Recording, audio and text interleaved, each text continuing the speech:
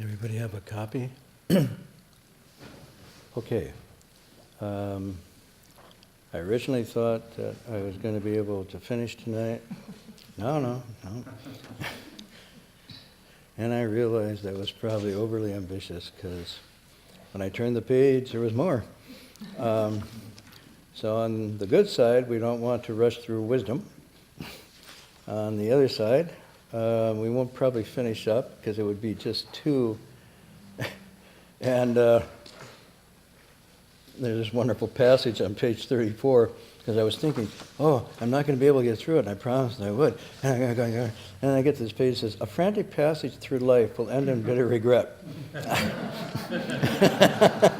So I paused and said, a frantic passage through the text will also end in bitter regret. So we'll go where we go. Let's start in the middle of page 32.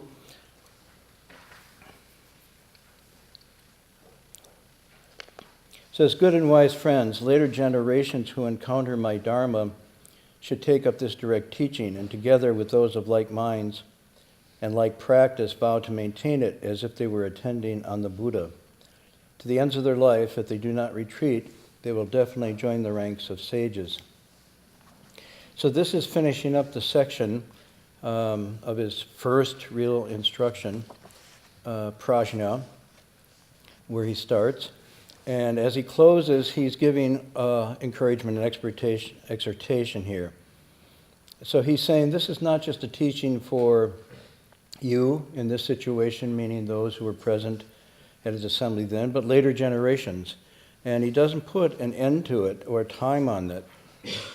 This could go on ad infinitum. And because it's actually the direct teaching, it is not bound by time or space or place.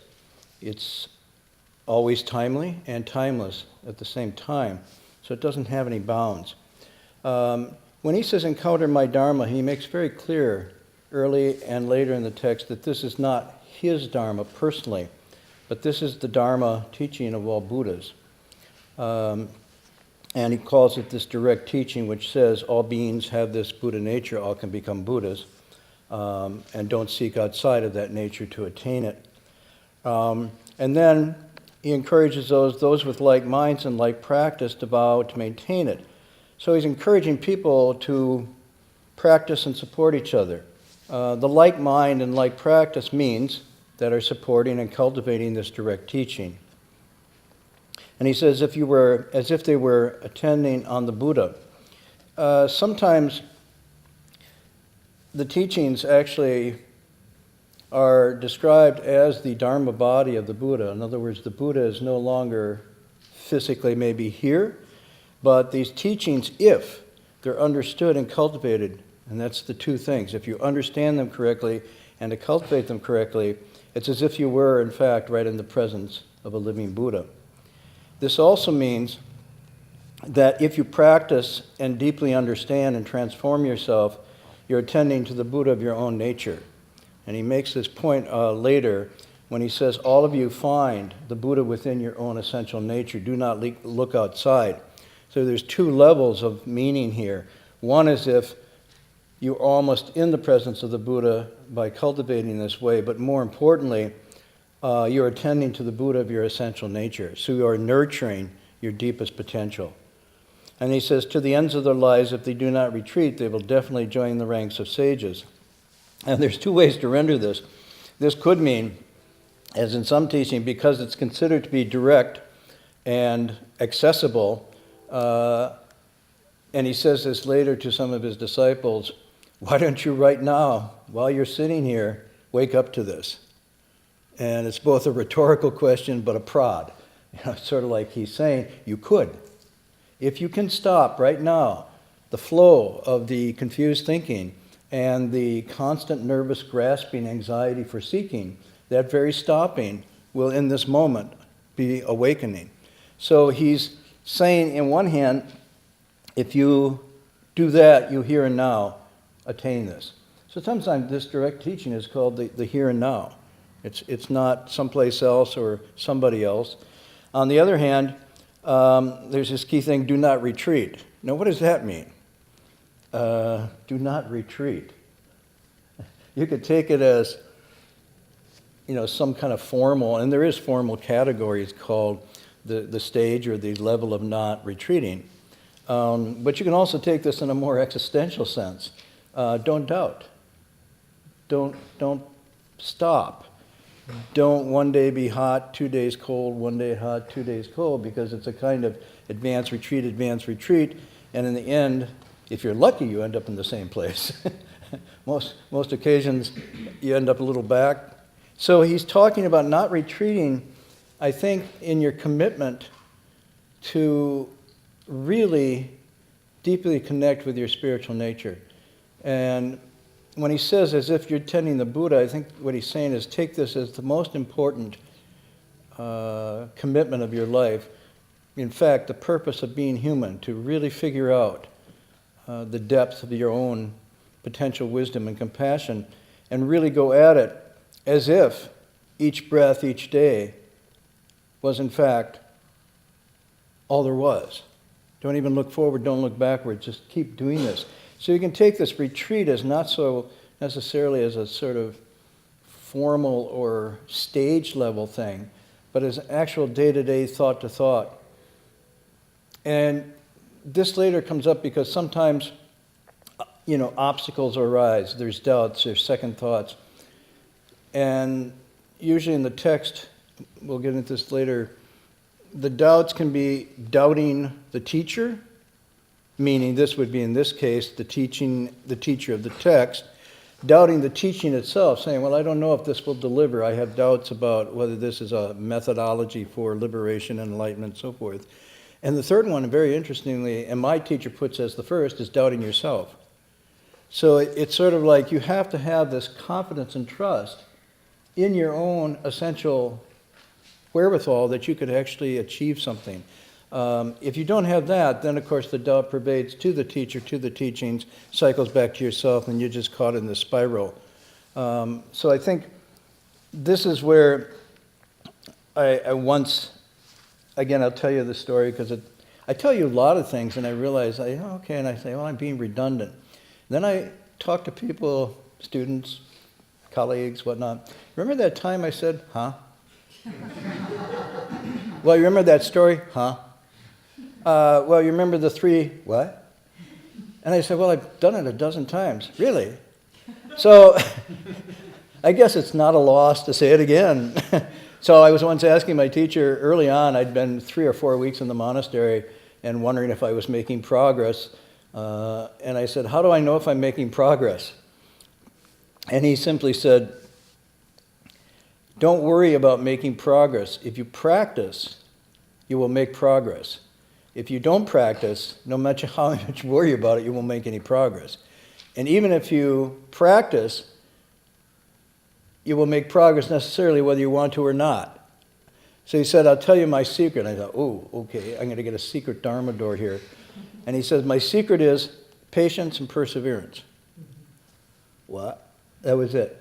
He says, once you have the method and once you understand, it's just a question of patience and perseverance. Those two things will get you through. He said they seem really simple and bland, and they don't seem exciting. You were wanting something really exciting. Yes, I was. I was wanting, some magic Dharma. He says it's just patience and perseverance. Or sometimes he would say patience and hard work. Just stay at it, just stay at it. So this is what he means by do not retreat. Now we go, he says, pass it along in this way from generation to generation. Impart it carefully and with discretion.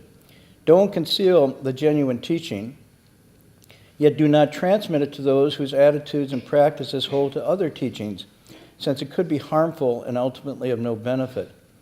I fear that deluded people may misunderstand and revile this teaching, and doing that, cripple their inherent potential for Buddhahood for thousands of lifetimes.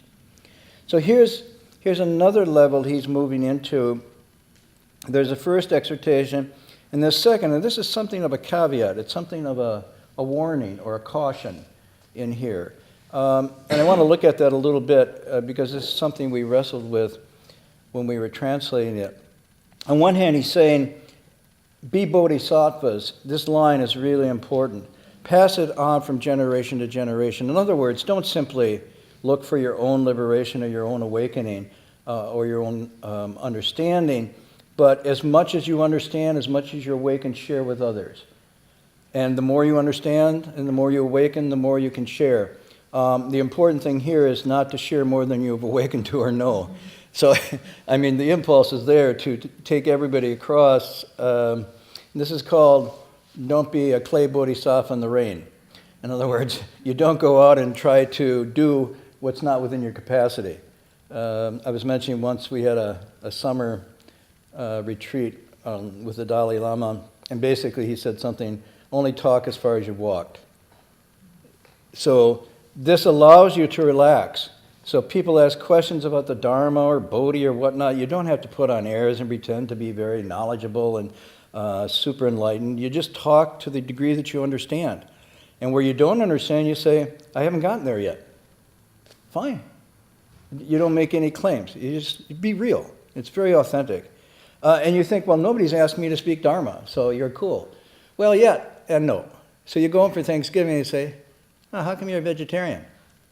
That's not circumambulating 3 times and saying speak the Dharma, but it is a request to speak Dharma. You see? So, or how come you don't smoke dope anymore? That's a request for Dharma. Oh, how come you're trying to control your temper? That's a Dharma request. So all of these things are requests for Dharmas. It's not necessarily normal. And you speak to what? You know.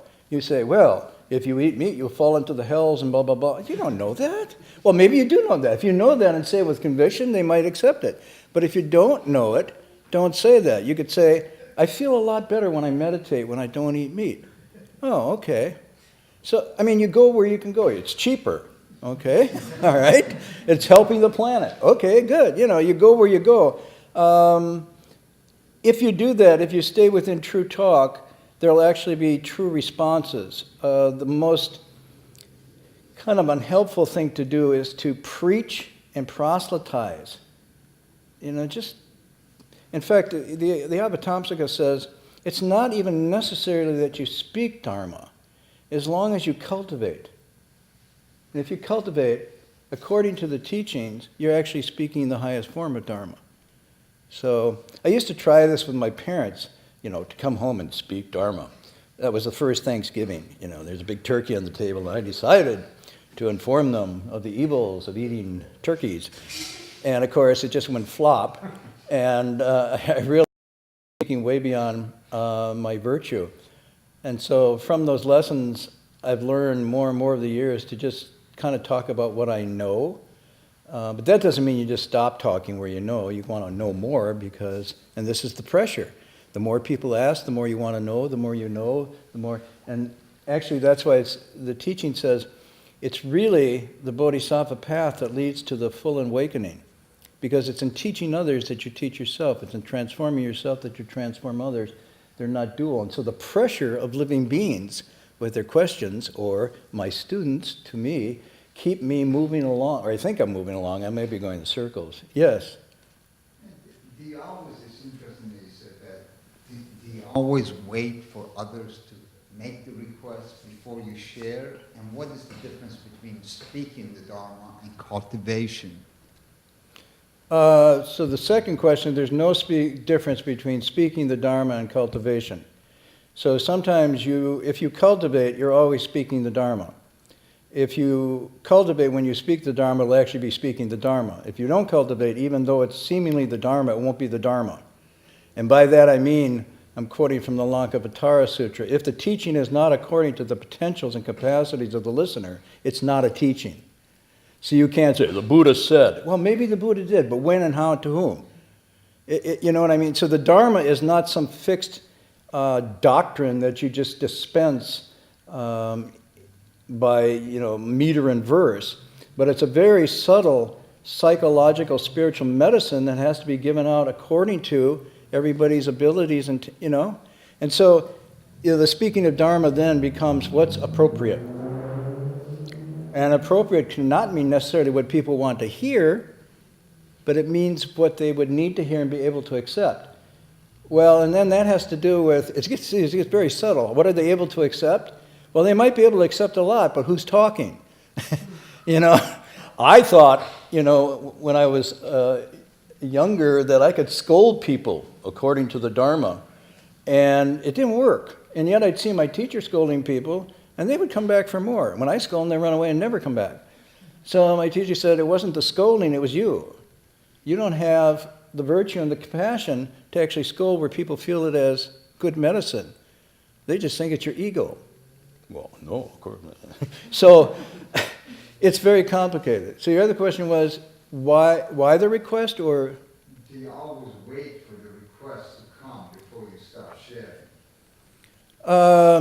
Well, see, you are sharing if you embody. It's really interesting. So if you embody, you are immediately sharing, because this has to do with interpenetration and non-duality.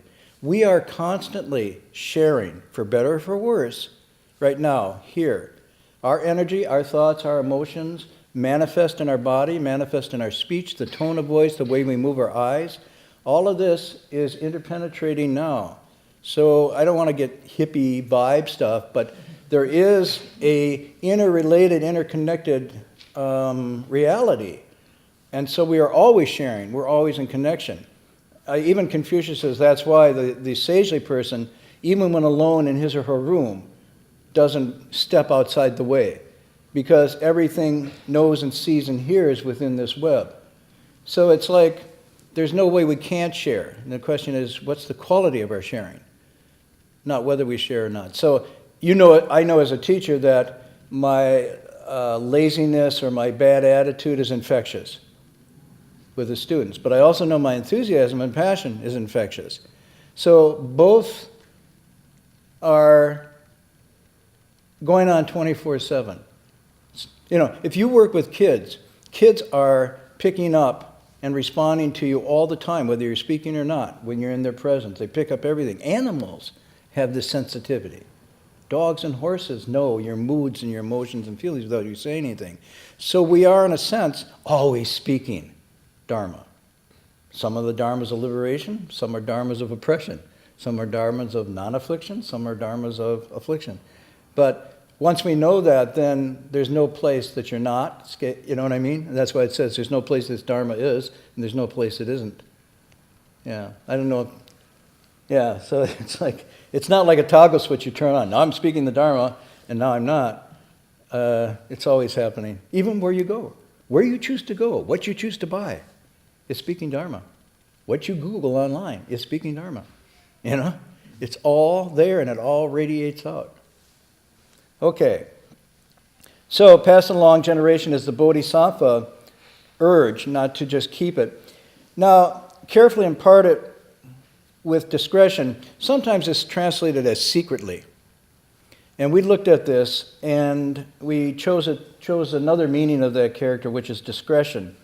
And the reason is if you lead, again, to help with translation, you look at context. And the context that follows, if you see the rest of this, he says, don't conceal the genuine teaching. That's the immediate line afterwards. So in case you misunderstood this as keep it a secret, I'm not saying that. But don't transmit it to those whose attitudes and practices hold to other teachings, that they would then perceive this and be harmful. And then it further confirms the discretion. I fear that some would misunderstand this, and then revile the teaching and turn away from it and badmouth it perhaps to others, and thus cripple their potential because they're causing people not to cultivate a true path, but misleading them. So that's why it doesn't mean secret, like this is some secret code that you join a club and there's a handshake and a sign and then you get the secret Dharma. That's not what it means here. He's meaning with discretion. And this goes back to the idea that Dharma is medicine. So when the Buddha says, I am like the great physician who dispenses medicines, for people that are angry, I teach patience. For people that are uncentered, I teach meditation. For people that are stingy, I teach giving, and so forth. These are all antidotes to the specifics. And that's what he's saying here. This particular medicine that I've given you, if I could use this analogy, is very powerful, very potent, and very profound. And not everybody would be necessarily ready to hear this in the appropriate way. Because you'd have to have a disposition and a character. You'd have to have what's called good roots, roots of goodness. You'd have to have a certain clarity of mind and potential so that when you heard this direct teaching, all beings can become Buddhas, including you. That all dharmas are empty of some eternally existing self, this teaching of emptiness. And the self itself is empty.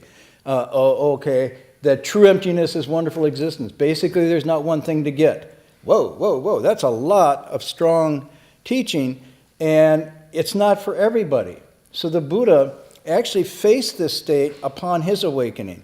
You'll remember, he has this awakening after sitting for many days in stages of concentration, contemplation, insight, and when he has this full awakening, his first impulse is, I'm not going to teach this. This is way off the charts as far as comprehension goes. Moreover, it is so direct, basically saying, cut through it, put it all down. In the letting go of all things that are false, you'll attain the true and whatnot. And he said, but, the very nature of living beings, the unenlightened nature, is to cling to this tenaciously. And they're not going to want to hear this. And they're not going to hear that everything is empty and so on and so forth. So he resists teaching. And then, as the story goes, who comes? One of the Brahma... Yeah, one of the devas one of the devas of the heavens, and said, yo, you got to teach this. Sorry, this is really important, and you just have to. And the Buddha's in a quandary, and it's that point in the text. This appears in the Lotus text. The Buddha has this wonderful, the light bulb. The light bulb goes off. How can I do this? And he comes up with upaya, fangbian, expedience. He says, if I use expedience, I could dispense this in stages and different ways, so bit by bit, people could be shaped from wherever they are into this profound understanding. And on that basis, armed with the skill and means, the expedient, he then sets forth to begin the teaching. And so when he goes from here, the first teaching he gives is to... He goes to Mississippi. No, he goes to where these four that were cultivating with him had stayed in this practice that they thought they could get enlightened through bitter asceticism, by renouncing the body and pushing the body to these extremes. And the Buddha comes after he renounces that path, and their first response is, ignore him, here he comes, the wuss. He left us, he went and he accepted food, but they keep looking at him and say, wow, he looks pretty good, he looks really good. And I don't mean good like Keanu Reeves, the one I described last week. I mean good because he played the life of the Buddha. And then he looks good, but it's Hollywood good. This is real good. This is virtue good that the Buddha has. And he's radiating with this light. And they say, okay, what have you been doing? They start to inquire. And he gradually spoons out a teaching they can absorb. And he says, well, there's these four things I discovered. I call them, sort of things as they are. There's suffering. There's a cause of suffering. There's the end of suffering. And there's a way to end it. And they go, whoa, because that's exactly what they're after. And he gives them a little step forward, and he gives them the path, and so forth and so on. And they're very happy. And this begins his followers. So they understand this, and they accept it. Now, if he had said, I'm guessing, he didn't, but if he guessed, ultimately, there's nothing to get. There's nothing to attain. There's no suffering at the end of suffering. Like in the Prajnaparamita, they go, whoa. They would be completely blown out of the water. They would probably either dismiss him or dismiss themselves. Because if they say, well, you look like you got something, but we can't possibly accept and get into that, we're not capable, then they would doubt themselves. If, on the other hand, they dismiss him, then they have nothing to follow, and so forth. And so it's like but he gives them exactly what they need and a little more to push them over the edge. And this is the first teaching. So if you look at this, you understand, okay, this isn't about secret. This is about discerning, skillful doctoring, therapeutic, precision of diagnosis, medicine, prognosis. It's really very, very well done here. So that's what I think he means here by discretion. It doesn't mean secret. Yes? I'm wondering if this is why the Dharma was not taught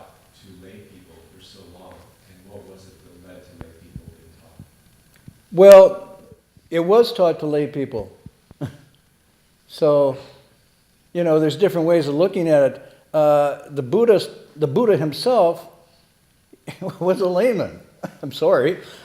He wasn't a Buddhist monk because there weren't any, right? So it's like, so he becomes awakened and he does this thing, right? He cultivates this way, and then people want to follow him. The four that were there were, they were lay people, but they weren't. They were just really cultivating. They had just figured out, if I refrain from killing, stealing, and so forth, and if I concentrate my mind in this way, and if I really, I'm getting clear and whatnot, they didn't have categories and names for what they were doing. So after a number of people came, the Buddha said, well, maybe I'll formalize this and make a sangha, a group that actually formally steps into being disciples of mine, and then he creates rules or a discipline for them to follow. But the original discipline was see through it and put it down. That was it. Oh, you're having trouble with that? Let's see. Where are you having trouble? Well, you're killing. Well, then stop killing. Oh, you're stealing. Well, stop stealing because that'll obstruct you. You're kind of driven by your sexual passions. You better, cool that. And you're deceptive. Well, don't tell lies. And this whole thing, the whole rule of discipline came about from people not being able to just see it and put it down. And then rules were set up according to conditions. So everybody was doing fine. Everybody was practicing. And then someone went out and said, I'm tired of sitting in this little place here. I want my own little kuti. And they went out and they built a Florida condo equivalent, in India at the time, cut down all these trees and whatnot. And somebody came back and said, Charlie, Monk Charlie, went out there and built that condo. And we think there's some, and the people in the village are complaining because they cut down the trees or the shade was where they used to gather. And the birds and animals are complaining because it was their house. And the Buddha's going, okay. So from now on, you can't have a house bigger than this. You can't use these materials. Okay? So at the beginning, there were just lay people who then entered a monastic path that was created as they went along in practice. But from the very beginning, even if you want to say the original followers were monks and nuns, that was only half the story. He was teaching kings, ministers, prostitutes, serial killers. I think they're lay people. So there wasn't this discrimination. In fact, we'll jump ahead. You're pushing, but that's okay. Whether you're a monastic or a lay person, page 32, 33, just cultivate an accord. So he's not making this formalistic distinction at all. This is mind ground teaching. Mind ground teaching is the mind ground of all beings. It's not a particular mind ground that belongs to sages and bodhisattvas, not to ordinary people, and not belongs to ordinary people, but belongs to monks and nuns, or east and west, north or south, male or female, smart or dumb. It's the mind ground. So there's no boundaries or distinctions on this. So there was no... Right. Okay. Now he says, I fear they misunderstand, revile, and so cripple their potential. By the way, you see this in other texts. So this is not the first time. For example, I mentioned the Dharma Lotus Flower Sutra, which is a very big, important text. It's one of the more revered of all the Buddhist sutras, read throughout the Buddhist world. It's the text where the Buddha says, all beings have this Buddha nature. All can become Buddhas. And there's only one vehicle, this vehicle. All the others are expedients. Whoa. And then it has all these wonderful parables that I like. The parable of the burning house comes from the Lotus Sutra. The parable of the prodigal son comes from the Lotus Sutra. There's wonderful passages in here. But one of the things that happens when the Buddha's at the beginning of the sutra, those of you who have read, how many have read the Lotus Sutra? A few hands. You ought to read it this summer. It's great. Great summer read, the Lotus Sutra. But it starts with this, ba-boom! There's just all this activity, flowers rain down, all these gathers of lights, and there's people in the assembly going, ooh, what's going on? And the Buddha enters this state of samadhi that just radiates all this energy, and they're going, whoa, what's happening here? And everybody's going, anybody know what's happening? Because something's really happening. And then, I think, who is it, Maitreya or Manjushri? Yeah. So everybody says, hey, Manjushri, you've been around for a long time. Can you tell us what's happening? Did you ever see this before? And Manjushri says, yeah, the Buddha's about to deliver a really powerful message. Stay tuned. And they're all going, but I thought we had all the powerful messages. What more powerful message could he be giving? And of course, what he's going to say is, all these vehicles were expedients. And the real vehicle is the one that I'm about to talk to now, the Buddha vehicle. Shariputra, who's cultivating the four truths that we mentioned earlier and very good at it, has reached a state of quietude and cessation, a kind of nirvana that he's very content and happy with. So at this point, he's wondering, wait a minute, I'm really content, I'm really happy, I think I had everything, and now you're saying there's something more. And he starts to worry. And he says, have doubt.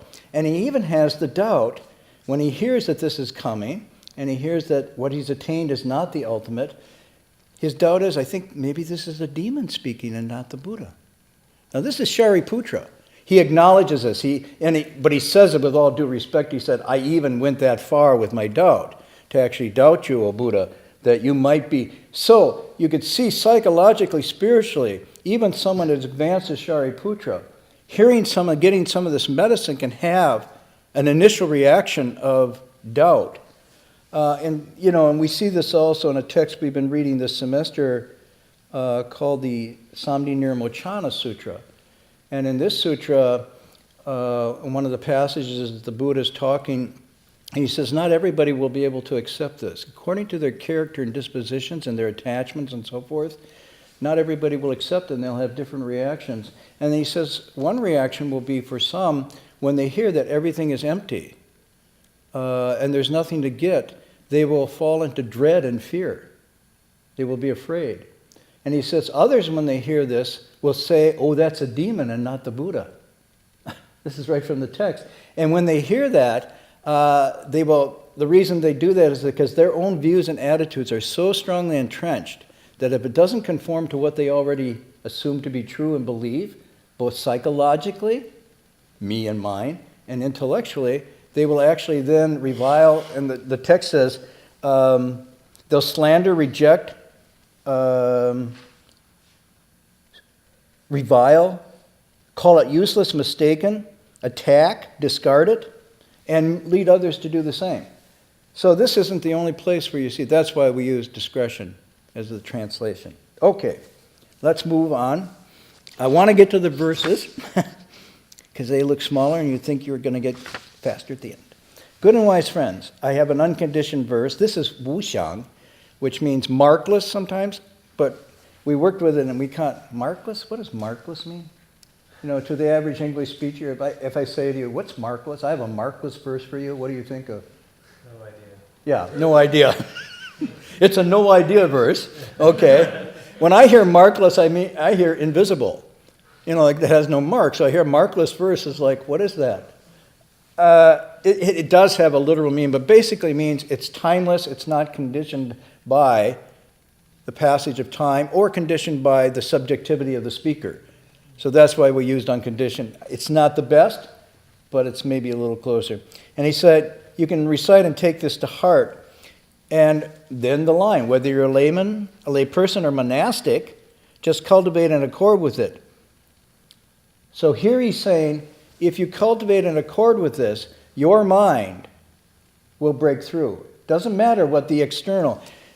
So the mind ground, this is called shindi, meaning the basic fundamental ground of our being that all beings have, is not formalism. Do everybody know formalism?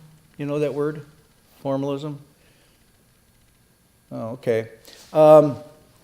Formalism is kind of the idea of a doctrine of strict adherence to prescribed rules, or how will you say, external forms. So formalism means that there's rules and rituals you follow exactly, that there's forms, the way you walk, what you wear, and all of this then leads you to holiness or sageliness or whatever. Okay? And so when you see formalism, usually means not just formal like the formal ball. Okay, there you go. Prom, that's formalism. In fact, you wear a formal, right? At least that's what they used to call them. I don't know what they call them now. Don't girls get formals? Yeah. Yeah, sort of. They used to. Now they're wearing cutouts. But then the guys get suits and tuxedos and everybody feels really stiff and uncomfortable. That's formal. Okay? When there's a swearing-in inauguration, it's a formal. Okay? When judges start their court, there's a formalism. But formalism doesn't just mean an appearance, it also means it can be an attitude. So instead of cultivating your deep well of thoughts and afflictions and bad habits and faults, you sort of pass it off. If I just maintain the rules and the rituals, the formalities, I'll be cool, right? So this is not formalism. So, now the verse. Here's the verse for you. And I apologize, we have not been able to find a way to do this that carries the lyricism and the meter, the wonderfulness of the Chinese. So I'm just, Yihuan, could you, just for experiment here, read the first two verses in Chinese, and then you'll see the clunk when we do it in English. So go ahead. 说通即心通，如日处虚空，唯传见性法，出世破邪宗。 First one. Next one. 法即无顿见，迷悟有持疾，只此见性门，愚人不可惜。 So you can see there's how many characters per line? Da, da, da, da, da, 5. 通宗西空。 5 characters a line. So that's the whatever the meter is. And there's just no way in English we can do it justice. So here what we have is thoroughly understanding in both speech and mind, like the sun abiding in empty sky, just spreading this teaching, seeing the nature, manifest in this world, destroy false teachings. Now, the Dharma is neither immediate nor gradual. It is only confusion and awakening that are quick and slow. But deluded people just cannot grasp this seeing the nature teaching. That's sort of a free rendering. Well, that's, yeah. It's not Shakespeare, it's not Keats, but, you think, okay, so then you start something like, when I behold by time's felt hand to face the rich proud cost of outworn buried age, when I sometimes lofty towers see down rage, or brass eternal slave to mortal rage. Now that's meter, you see. I mean, this is not bad from the Chinese, but for the English here, it's like, yeah, like I can sing. No, you can't. There's no beat there. Hung sure is good at turning this into music and stuff, but boy, he works in sweats to get a tune and a rhythm out of this. Anyhow, so let's go for the meaning instead of the loveliness of it. Thoroughly understanding in both speech and mind. This we could interpret to mean that you not only understand the theory, but in mind you understand it in your practice. So you have both cultivation and literacy. And those two are necessary. If you just have the literacy without the cultivation, it won't penetrate. And if you have the cultivation without the speaking and the knowledge, it's like a flower that never produces fruit.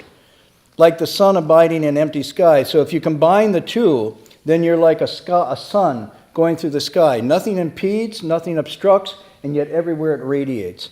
Just spreading this teaching, seeing the nature. Now, this is his teaching, the direct teaching, called Jian Qing, seeing the nature. And this is the idea that you actually illuminate your mind and you see your own nature, right directly. You don't look outside. That's what he calls it. And when you manifest this in the world, it destroys all that's false. Why? Not because it's fighting, but because just like the sun, when it comes out, you no longer see the stars. This is the sun. And it's so bright and so pervasive in its illumination that lesser lights just don't carry. So it's not that you go out and go at war. This is not a crusade call for destroy other teachings. It's just simply say, hold this light up big and bright and let it just take care of itself. Now he says this Dharma, this teaching is neither immediate or gradual. This is sometimes the polarity that's represented. So he's saying it's not that as two different things. It's only people's minds that make it different. So in only confusion and awakening, they're quick and slow. For someone who's slow, then the Dharma seems to be gradual. For someone who's got quick, deep, good roots, it's just like, it's quick, I got it. Don't bother to go into explanations, right? So he's saying that the Dharma is one flavor, the absorption of it. The example that's given, I think here maybe later, but in another text, it says the Dharma is like this great rain that universally falls, and every plant absorbs it according to its capacity. The little grasses just take a few drops, the big trees can take, gallons.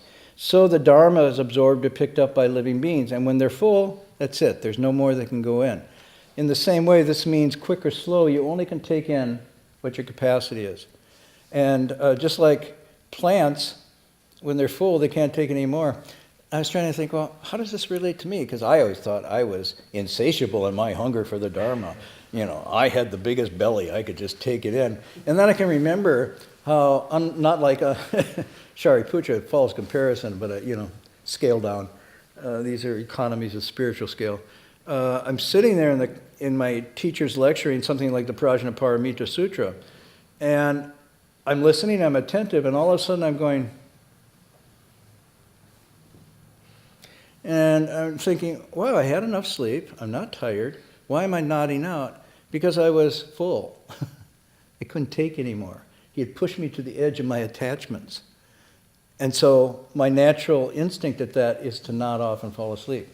So those of you who are falling asleep and nodding out during Dharma lectures, you might think whether it's your lack of sleep or the lack of capacity, because it's sort of like it just doesn't stop feeding when you're full. You just have to go to sleep because you can't take any more in.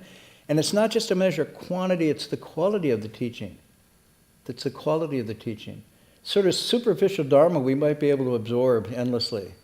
Be kind, don't be mean, share, da-da-da-da-da, Mr. Rogers sort of thing. And then you get everything's empty, there's nothing to attain. It's I'm gone.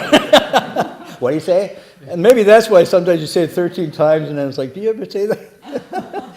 And so deluded people just cannot grasp this seeing the nature. So this means at that point there's no bridge between where they are and this teaching. And so it's just as if it didn't exist at all.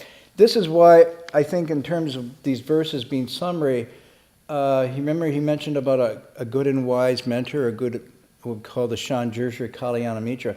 This is where the Kalyana Mitra then comes in.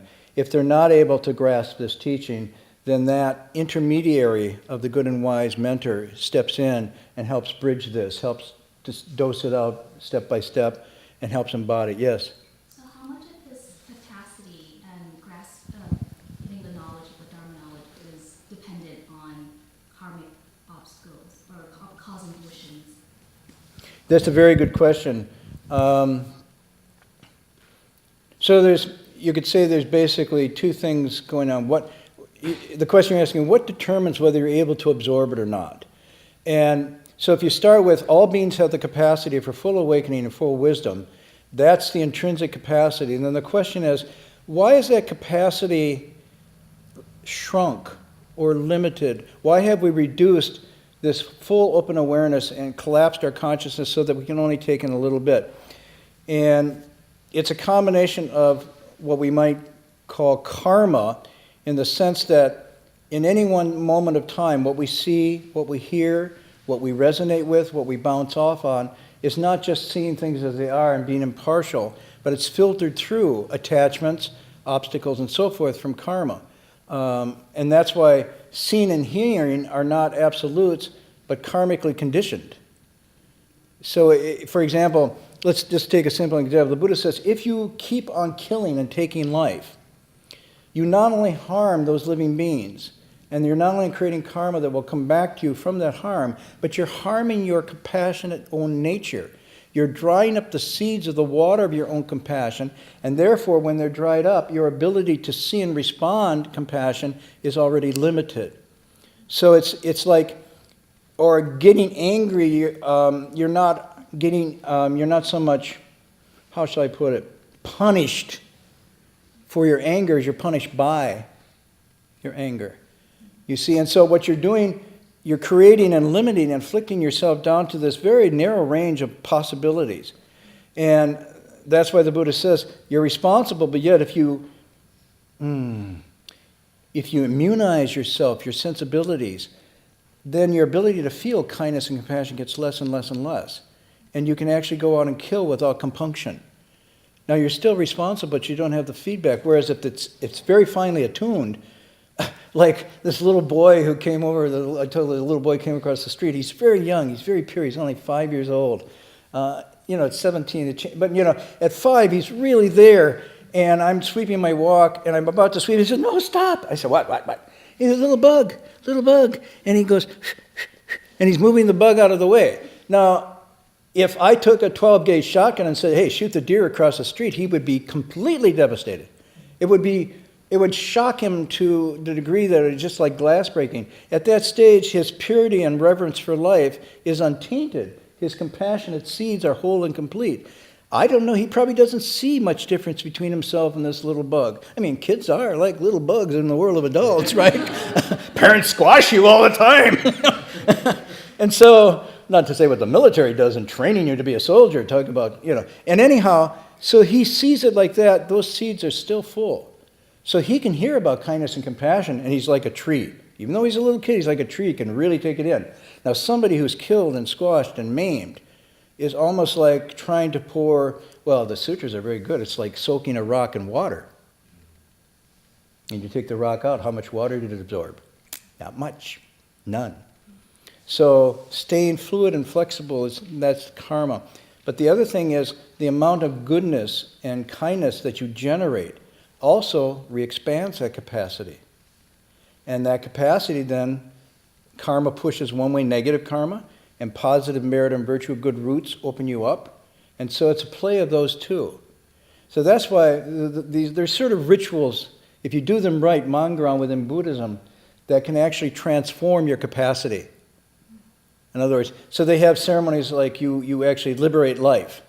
So, you don't just stop taking life, but you actually go out. The Bodhisattva precepts talk about actively engaging in, not just passively stopping.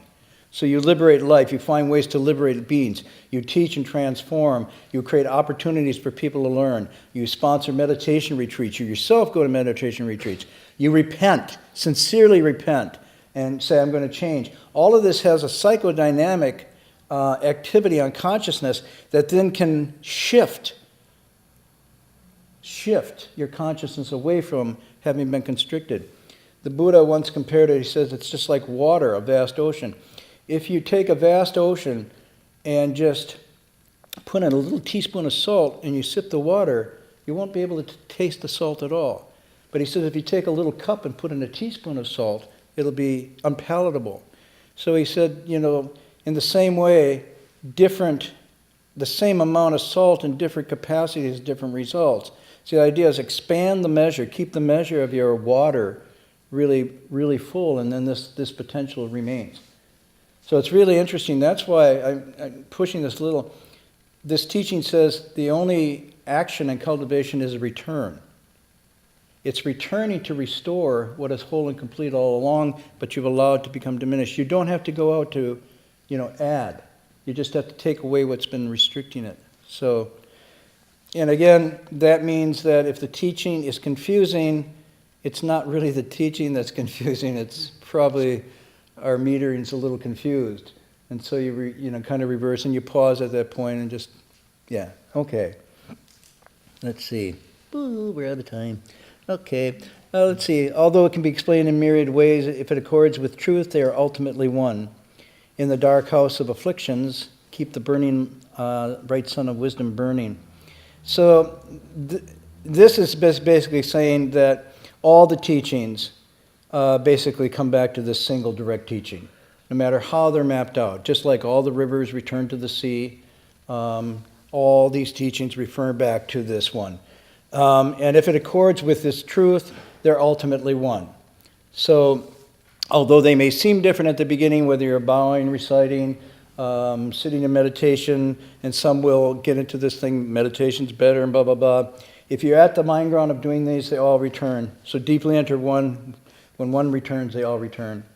In the dark house of the afflictions, always keep the bright sun of wisdom burning. This has many meanings. It means, you could say, I can remember somebody who was in the monastery for a number of years and wanted to go back into lay life and so forth. And the master says, oh, that's okay. He says, but when you go into darker places, make sure you always carry a bright lamp with you. Bring the bright lamp with you. So even though you go there, you yourself are radiating light. You know, it's a beautiful image. And here it's the same thing. But this also refers to self-cultivation. So when you go into the dark recesses, of, so to speak, of your own being and consciousness, keep a sun with you. You know, bring that sunlight with you and not get absorbed in the darkness. So there's many ways you can translate as an internal metaphor for self-cultivation. Don't let anything obstruct you. No matter what it is, doubt, fear, anxiety, craving, wanting attainment or anything, just keep persevering and patiently going through, patiently burning, you know. So that means in that afflictions, don't let anything stop you. But it could also mean in groups, in relationships, in everything, let this brightness rule rather than the negativity or the afflictions. And it's amazing because in doing that, you don't have to oppose anything. Everything just stops by generating the light. So there's many ways we can interpret. We're done. We're past 9 o'clock, and I did get to the verses, and wonderfully you got to hear it in Chinese. So tonight's our last class for the semester, and we will start to pick this up. When are we starting next semester?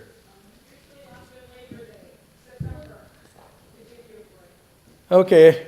After Labor Day, we will pick up again, same format every Friday night, and we'll start here and pick it up. So I wish you all a good summer in the sense that you find time to get in touch with yourselves, untune or unplug a little bit, and not fall into the dark house of afflictions too deeply.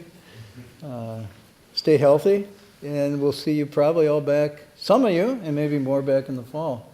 And we'll continue this until we're done. Any announcements tonight? Yes. Yes. Go ahead. Well, we have a question online. A question online, is it simple?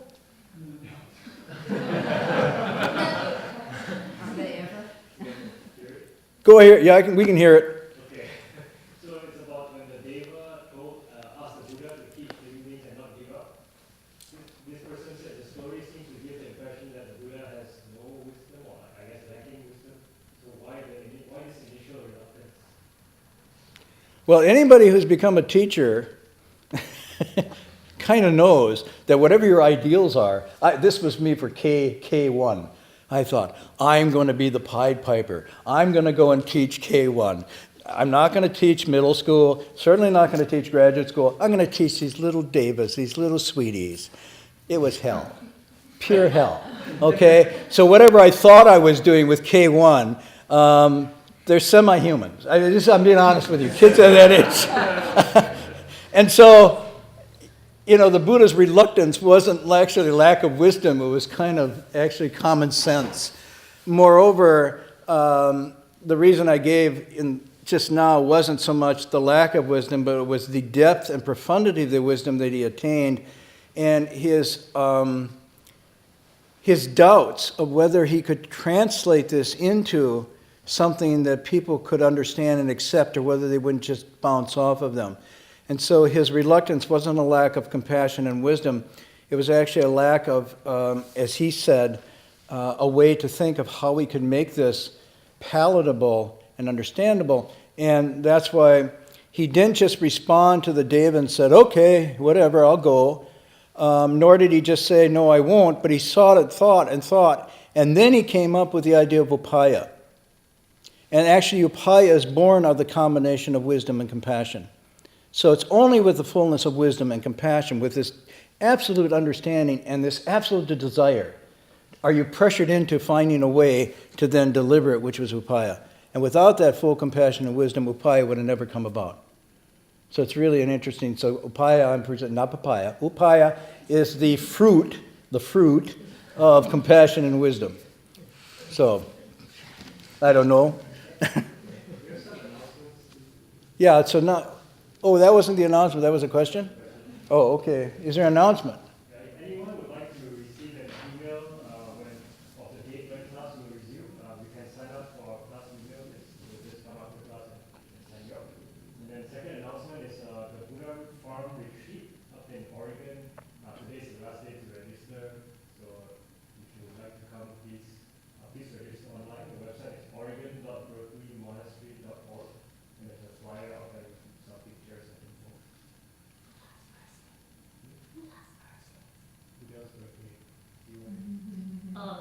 May 25th, Buddha's birthday. Oh, And there's a celebration in the city of 10,000 Buddhas on May 24th. So please come if you want. And there's a liberation light ceremony there. So welcome. so bring your friends and liberate them. I'm leaving my husband at the city. Is there a ride pool? Is there a ride board pool? Rides. Is it carpool?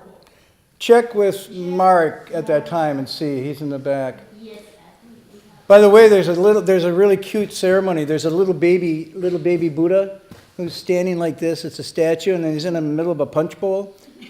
And then there's water, and you go up and you take a little ladle and you bathe the Buddha 3 times with water. Now that's a formal ritual, right? And when I was doing the prayer, it's like, okay, he's pure, he's gotten away, and why am I bathing him? You know, it's like.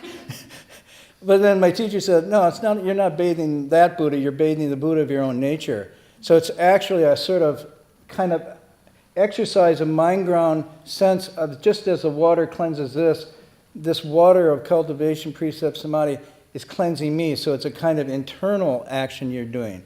So that's, and the Buddha's birthday could be then your birthday. So think about that. Anyhow. Well, yes. Somebody asked me to present this to you. Freshly cultivated flowers from Joe's Mind Grant. Okay. And something nice to gaze at while Maine awaits you. Okay. Don't not. Yeah. No. I'll take this as not personal, right? Well, thank you. These are actually, if I had a favorite flower, these are the favorite flowers. These are peonies. Now, why do I like these flowers? One, because I destroyed all my grandmothers, and this is a form of atonement. She told me to go out and mow the lawn, and I mowed all her peonies. Yeah, very sensitive young man. But the other reason I like them is you see here, this is closed and tight, and then you see how limpid and relaxed this is and open. And I always see these as the difference between affliction and bodhi. For me, this is how you should be when you sit in meditation. It should just be like this soft opening peony. Yeah. Of course, peonies are impermanent, and so is every, no, okay. Thank you, we'll do transference.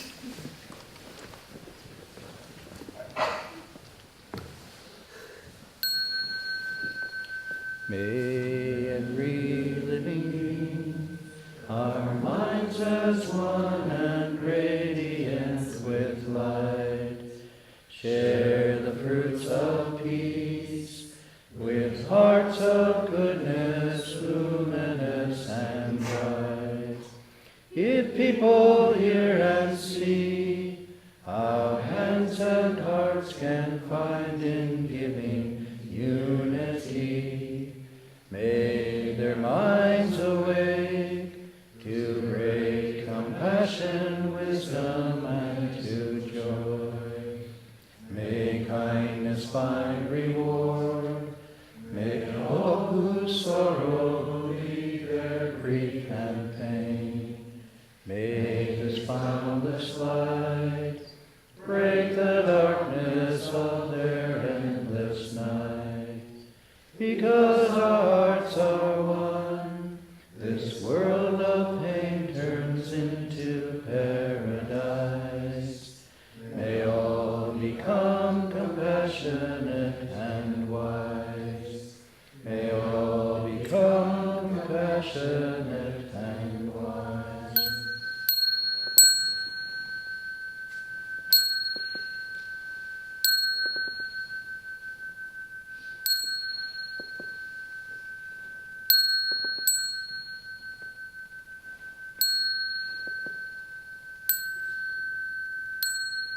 Ding Li San Bao.